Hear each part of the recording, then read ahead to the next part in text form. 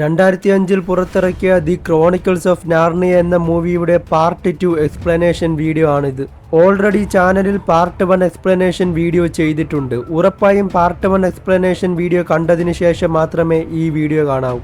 Part 1 video കാണാനായി മുകളിൽ കാണുന്ന ഐകാർഡിലോ അല്ലെങ്കിൽ താഴെ ഡിസ്ക്രിപ്ഷൻ ബോക്സിലോ കൊടുത്തിട്ടുള്ള ലിങ്ക് നിങ്ങൾക്ക് യൂസ് ചെയ്ത് കാണാവുന്നതാണ്. അതുപ്രകാരം ചെന്നായകൾ അങ്ങോട്ടേക്ക് പോവുകയാണ്. അവരുടെ വീട് മുഴുവനും വളയുന്നു. അപകടം മനസ്സിലായ ബീവേഴ്സ് അവരെയും വിളിച്ച് താഴത്തെ എമർജൻസി തുരങ്കത്തിലൂടെ പോയി മറ്റൊരു സ്ഥലത്ത് ചെന്നെത്തുന്നു. അവിടെ വെച്ചവർ ഒരു നല്ലവനായ കുറുക്കനെ കാണുകയാണ്. കാര്യം മനസ്സിലായതോടെ കുറുക്കൻ തൻ്റെ സഹായത്തിൽ മരത്തിന്റെ മുകളിൽ കയറ്റി തൽക്കാലം അവരെ രക്ഷപ്പെടുത്തുന്നു. അപ്പോഴേക്കും അവിടെ ചെന്നായകൾ എത്തുകയാണ്. എന്നിട്ട് കുറുക്കനോട് ചോദിക്കുന്നു, ഇവിടെ ആരെങ്കിലും കണ്ടോ എന്ന്. ഇല്ലാത്ത പക്ഷം അവനെയും ഉപദ്രവിച്ചവർ അവിടുന്ന് കടന്നു പോവുകയാണ്. സമയം നല്ല രാത്രിയാവുന്നു. അവർ തീ കൂട്ടി രക്ഷപ്പെടാനുള്ള തന്ത്രങ്ങൾ ഒരുക്കുകയാണ്. ആ നേരം അവിടെ എഡ്മണ്ടിനെ ചങ്ങലയിൽ കെട്ടിയിട്ട് തുറങ്കിലടച്ചിരിക്കുന്നു. തൊട്ടടുത്ത് നമ്മുടെ മനുഷ്യക്കുറുക്കനെയും തുറങ്കിലടച്ചിട്ടിരിക്കുന്നു. എന്ത് വന്നാലും നീ നിന്റെ സഹോദരങ്ങളെ ഇവർക്ക് കാണിച്ചു കൊടുക്കരുതെന്ന് അവൻ എഡ്മണ്ടിനോട് പറയുന്നു. റാണി വന്നിട്ട് നിന്റെ സഹോദരങ്ങൾ അവിടെ ഇല്ലല്ലോ, നീ എന്നെ പറ്റിക്കാൻ ശ്രമിക്കുന്നു എന്ന് പറഞ്ഞ് മാന്ത്രിക വടിഞ്ഞീട്ടാൻ തുടങ്ങുമ്പോൾ അസ്ലാൻ ലയനെ കുറിച്ച് അവർ സംസാരിക്കുന്നത് ഞാൻ കേട്ടുവെന്ന് സ്വയം രക്ഷയ്ക്ക് എഡ്മണ്ട് പറയുകയാണ്. ഇത് കേട്ടതും ഞെട്ടലോടെ അസ്ലാനോ, അവൻ എവിടെയുണ്ട്, നിനക്കറിയാമോ എന്ന് പതറലോടെ റാണി ചോദിച്ചിട്ട് എഡ്മണ്ടിനെയും വിളിച്ച് വണ്ടിയിലിരുത്തി അവരെ തപ്പി പോകുന്നു. കള്ളം പറഞ്ഞതിനാൽ പാപം മനുഷ്യക്കുറുക്കനെ റാണിയുടെ പടൻ ക്രൂരമായ ശിക്ഷ കൊടുക്കാൻ വേണ്ടി കൊണ്ടുപോവുകയാണ്. ഇവിടെ ഇവർ നടന്ന് മഞ്ഞു മൂടിയ വിജനമായ പ്രദേശത്ത് കൂടെ വരികയാണ്. പെട്ടെന്ന് പിന്നിൽ നിന്നും അവരുടെ വണ്ടി വരുന്നത് കാണുകയും കഴിവതും വേഗത്തിലോടി താഴ്ഭാഗത്ത് ഒളിക്കുകയും ചെയ്യുന്നു. എന്നാൽ അവിടേക്ക് വന്നത് റാണിയായിരുന്നില്ല, പകരം ഒരു സാന്താക്ലോസ് ആയിരുന്നു.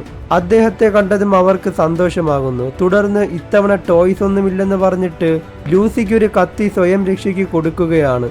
ശേഷം സൂസന് അമ്പും വില്ലും പീറ്ററിന് യുദ്ധം ചെയ്യാനുള്ള ഒരു വലിയ വലേറിയൻ സ്റ്റീലിലുള്ള വാളും നൽകുന്നു. അങ്ങനെ മെരി ക്രിസ്മസ് എന്നൊക്കെ പറഞ്ഞ് ആശംസ നൽകിയിട്ട് സാന്താക്ലോസ് അവിടുന്ന് പോകുന്നു.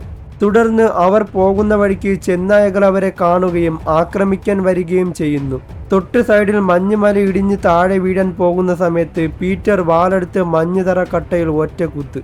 അവർ നിന്നത് പുഴ തണുത്ത് മഞ്ഞ് തറയായി കിടന്ന സ്ഥലത്താണ്. അങ്ങനെ അവിടം പൊട്ടി വെള്ളത്തിലൊഴുകി അവർ താഴോട്ട് വന്ന് കരയിൽ കയറി രക്ഷപ്പെടുകയും ചെന്നായകൾ വെള്ളത്തിൽ മറ്റേത് സ്ഥലത്ത് പോവുകയും ചെയ്യുന്നു. 5 ആടും തണുത്ത് വിറച്ച് മരവിച്ച് നിൽക്കുകയാണ്. ഈ സമയത്ത് ഇവിടെ അവരെ രക്ഷിച്ച കുറുക്കനെ റാണി കണ്ടെത്തുകയാണ്. തുടർന്ന് അവരുടെ കയ്യിലുണ്ടായിരുന്ന വാളുകൊണ്ട് കുറുക്കനെ തൊട്ട് പ്രതിമയാക്കുന്നു. ഇവരുടെ കയ്യിലെ വാള വെച്ച് ആരെ തൊട്ടാലും അവർ പ്രതിമയായി മാറും. പിന്നീട് കാണിക്കുന്നത് നമ്മുടെ അസ്ലാൻ എന്ന ലയൺ കിങ് ഭരിക്കുന്ന കൊട്ടാരം. കുതിരയുടെ ഉടലും മനുഷ്യന്റെ തലയുമുള്ള ആൾക്കാർ അവിടെ ജീവിക്കുന്നു. അവിടേക്ക് പീറ്ററും കൂട്ടരും എത്തുകയാണ്. അവരെ കണ്ടതും അവിടെയുള്ളവർ അത്ഭുതത്തോടെ അവരെ വരവേൽക്കുന്നു. അവിടെ ഒരുപാട് മൃഗങ്ങളുണ്ട്. കരടി, മനുഷ്യനെ പോലെ 2 കാലിൽ നടക്കാൻ പറ്റുന്ന പോത്ത്, രാജാവിന്റെ കാവൽക്കാരായ കുതിര മനുഷ്യർ, അങ്ങനെയൊക്കെ. ഇതൊക്കെ പീറ്ററിനെയും കൂട്ടരെയും കൂടുതൽ അത്ഭുതപ്പെടുത്തുകയാണ്. അവസാനം അസ്ലാൻ എന്ന നമ്മുടെ രാജാവ് അവിടേക്ക് വരികയാണ്. നല്ല കരുത്തനായ സിംഹം അവരുടെ പേര് വിളിച്ച് സൽക്കരിക്കുന്നു. ശേഷം തങ്ങൾ ഇവിടേക്ക് വന്നതിന്റെ ആവശ്യം സിംഹത്തിനോട് അവർ പറയുകയാണ്. നമ്മളുടെ സഹോദരൻ ഇപ്പോൾ ആപത്തിലാണെന്നും വൈറ്റ് വിച്ചായ റാണിയുടെ കയ്യിൽ നിന്നും അവനെ രക്ഷിക്കാൻ നമ്മളെ സഹായിക്കണമെന്ന് അപേക്ഷിക്കുന്നു. സിംഹം പീറ്ററിനെ വിളിച്ച് അവനെ നമുക്ക് രക്ഷിക്കാം, ഒന്നുകൊണ്ടും പേടിക്കേണ്ട എന്ന് വാക്ക് കൊടുക്കുന്നു. ഈ സമയം ഇവിടെ എഡ്മണ്ടിനെ മരത്തിൽ കെട്ടിയിട്ടിരിക്കുകയാണ്. സിംഹത്തിന്റെ ഭടന്മാർ അവിടേക്ക് ചെന്ന് എഡ്മണ്ടിനെ രക്ഷിക്കുകയാണ്. റാണി വന്ന് നോക്കുമ്പോൾ കണ്ടത് അവന് പകരം തന്റെ വണ്ടിക്കാരനെ കെട്ടിയിട്ടിരിക്കുന്നു. പിറ്റേന്ന് രാവിലെ പീറ്റർ ഉറക്കമെഴുന്നേറ്റ് നോക്കുമ്പോൾ സിംഹത്തിനടുത്ത് തന്റെ സഹോദരൻ എഡ്മണ്ട് നിൽക്കുന്നത് കാണുന്നു. സിംഹം കൊടുത്ത വാക്കുപോലെ അവനെ രക്ഷിച്ച് അവർക്ക് തിരിച്ചു നൽകുന്നു. അവനെ കണ്ടതും ലൂസി സന്തോഷത്തോടെ പോയി കെട്ടിപ്പിടിക്കുകയാണ്. അവസാനം 4 സഹോദരങ്ങളും വീണ്ടും ഒരുമിച്ച് അവർക്ക് കിട്ടിയ ആയുധങ്ങൾ വെച്ച് പ്രാക്ടീസ് ചെയ്യുകയാണ്. ശേഷം കുറച്ചു കഴിയുമ്പോൾ റാണി അവിടേക്ക് ഭടന്മാർക്കൊപ്പം വരികയാണ്. എന്നിട്ട് രാജാവിനോട്, ഇവനെ നമ്മൾക്ക് തിരിച്ചു വേണം, നിങ്ങൾ നമ്മുടെ കയ്യിൽ നിന്നും തട്ടിക്കൊണ്ടുവന്നതാണ്, ഇത് ശരിയാണോ എന്ന് ചോദിക്കുന്നു. ഇത് കേട്ടതോടെ സിംഹം റാണിയെയും വിളിച്ച് അകത്ത് പോയിട്ട് കുറച്ചു നേരത്തിന് ശേഷം തിരിച്ചു വരുന്നു. അപ്പോൾ റാണി പറയുകയാണ്, നമുക്കിവിടെ നിന്നും പോകാം, പ്രശ്നമെല്ലാം ഒത്തുതീർപ്പായിട്ടുണ്ടെന്ന് പറഞ്ഞിട്ട് പോകുന്നു. ഇത് കേട്ട് അവർക്കെല്ലാം സന്തോഷമാവുകയാണ്. പക്ഷേ രാജാവ് എന്താണ് അവരോട് പറഞ്ഞതെന്ന് ആർക്കും അറിയില്ല. അങ്ങനെ രാത്രി ഉറങ്ങാൻ കിടക്കുന്ന സമയത്ത് രാജാവ് പുറത്തുകൂടി പോകുന്നത് ലൂസി കാണുകയാണ്. ഇത് കണ്ട് ലൂസി സൂസനെയും വിളിച്ച് പിന്നാലെയും പോകുന്നു. സിംഹം പോയത് റാണിയുടെ താവളത്തിലോട്ടാണ്. എല്ലാവരും തീയൊക്കെ കത്തിച്ച് സിംഹത്തിനെ ആക്രമിക്കാൻ വേണ്ടി റെഡിയായി നിൽക്കുന്നു. ഇത് കാണുമ്പോഴാണ് സൂസനും ലൂസിക്കും കാര്യം പിടികിട്ടുന്നത്. എഡ്മണ്ടിനെ രക്ഷിക്കാൻ വേണ്ടി സ്വയം ജീവൻ റാണിക്ക് കൊടുക്കാമെന്ന് പറഞ്ഞായിരിക്കും സിംഹം എഡ്മണ്ടിനെ രക്ഷിച്ചത്. എന്നാൽ കാര്യങ്ങൾ അതുപോലെ തന്നെയാണ് സംഭവിച്ചത്. അവരെല്ലാം സിംഹത്തിനെ പിടിച്ചു കെട്ടിയിട്ട് റാണി വന്ന വാള് കൊണ്ട് കുത്തുന്നു. ഇത് കണ്ടവർ മനസ്സ് പൊട്ടി കരയുകയാണ്. വെളുക്കവോളം അവരവിടെ ഇരിക്കുകയും ശേഷം റാണി പോകുമ്പോൾ സിംഹത്തിന്റെ അടുത്ത് അവർ വന്ന് കരയുകയും ചെയ്യുന്നു.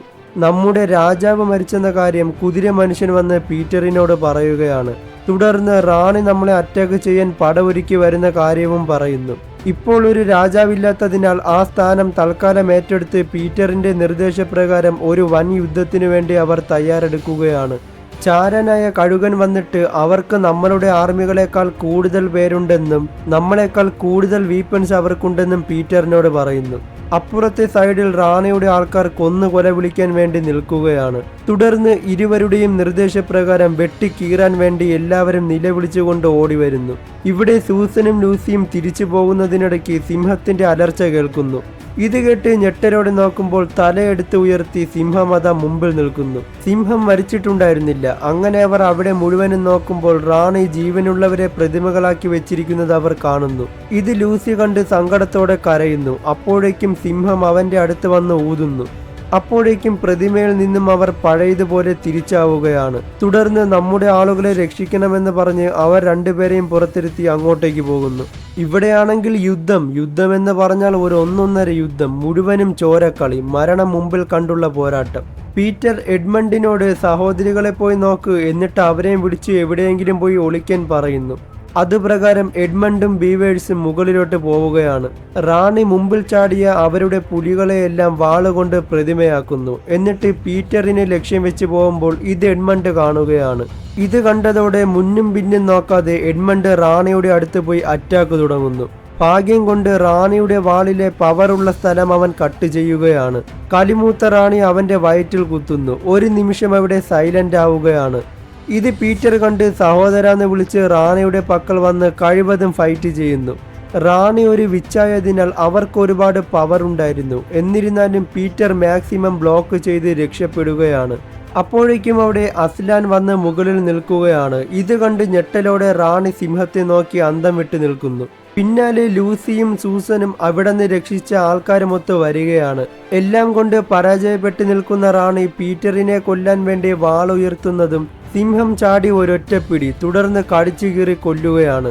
റാണി മരിച്ചതോടെ അവരുടെ കൂട്ടാളികളെല്ലാം അപ്രത്യക്ഷമായി പോകുന്നു. ഇവിടെ എഡ്മണ്ട് മരണത്തോട് മല്ലടിച്ച് കിടക്കുകയാണ്. അന്നേരം ലൂസി വന്ന് ഒരു ലിക്വിഡ് മരുന്ന് അവന് ഒഴിച്ചു കൊടുക്കുന്നു. അത് കുടിച്ചതോടെ അവൻ തിരിച്ച് പഴയതുപോലെ ആവുന്നു. അങ്ങനെ 4 സഹോദരങ്ങളും ഒരാപത്തുമില്ലാതെ രക്ഷപ്പെടുകയാണ്. പ്രതിമകളാക്കിയവരെയെല്ലാം സിംഹം വന്ന് ഊതി തിരിച്ച് പഴയതുപോലെ ആക്കുന്നു. പിന്നീട് കാണിക്കുന്നത് അവിടുത്തെ കൊട്ടാരം. 4 സഹോദരങ്ങളെ അവിടെയുള്ളവർ പൂർണ്ണ സമ്മതത്തോടെ വരവേൽക്കുകയാണ്. ഇന്നത്തെ ദിവസം ഇവിടെ മുഴുവനും ആഘോഷം. കാരണം സൂസൻ ഇവിടുത്തെ റാണിയും പീറ്റർ കിങ്ങും ബാക്കി 2 പേരും ഫ്യൂച്ചറിലെ കിങ്ങും റാണിയുമായി അസ്ലാൻ ആക്കിയിരിക്കുന്നു. അതിനായി മനുഷ്യക്കുറുക്കൻ വന്ന് കിരീടം അവരുടെ തലയിൽ വയ്ക്കുന്നു. എല്ലാം കഴിഞ്ഞ് സിംഹം കടൽ തീരത്ത് കൂടെ നടന്നു പോവുകയാണ്. ഇത് ലൂസി നോക്കി വളരെ സങ്കടത്തോടെ നിൽക്കുന്നു. അങ്ങനെ കുറച്ച് വർഷങ്ങൾക്ക് ശേഷം നമ്മുടെ 4 സഹോദരങ്ങളെയും കാണിക്കുകയാണ്. അവരെല്ലാം നല്ല വളർന്ന മുഖം തന്നെ മാറിയിരിക്കുന്നു. കുതിരയിൽ റൈഡിങ് ചെയ്ത് വരുമ്പോൾ മുകളിലത്തെ ലൈറ്റ് കണ്ട് എന്ത് ഓർമ്മ വന്ന് അവരെല്ലാം അവിടെ ഇറങ്ങുന്നു. ഇപ്പോൾ വിന്റർ സീസണൊക്കെ മാറി സമ്മർ ടൈമാണ്. അവർ നടന്ന് പോയി തിരിച്ച് അലമാരയ്ക്കകത്ത് കയറുന്നു. എന്നാൽ അവർ തിരിച്ചു വന്ന് വീഴുമ്പോൾ ഇവിടെ നിന്നും എങ്ങനെയാണോ പോയത് അതേ വയസ്സിലാണ് അവർ ഇപ്പോൾ വീണ്ടും. അവർ ആകെ ഞെട്ടിപ്പോവുകയാണ്. അപ്പോഴേക്കും വീട്ടിലെ ഓണർ ഡോർ തുറന്ന് കണ്ണാടി പൊട്ടിച്ച ബോർഡുമായി വരുന്നു. ഇവിടത്തെ 5 സെക്കൻഡ് സമയം അവിടത്തെ വർഷങ്ങളോളം കടന്നു പോയിരിക്കുന്നു. അദ്ദേഹം അവരെ വഴക്കൊന്നും പറഞ്ഞില്ല. തുടർന്ന് പീറ്റർ പറയുകയാണ്, ഇവിടെ നടന്ന കാര്യങ്ങൾ പറഞ്ഞാൽ നിങ്ങൾ നമ്മളെ വിശ്വസിക്കില്ല എന്ന് പറയുന്നു. എന്നാൽ പുഞ്ചിരിയോടെ അദ്ദേഹം ബോളെടുത്ത് കൊടുത്തിട്ട് ട്രൈ ചെയ്ത് നോക്ക്, ഞാനൊന്ന് കേൾക്കട്ടെ എന്ന് പറയുകയാണ്. ഇതോടുകൂടി ഈ സിനിമ ഇവിടെ അവസാനിക്കുകയാണ്.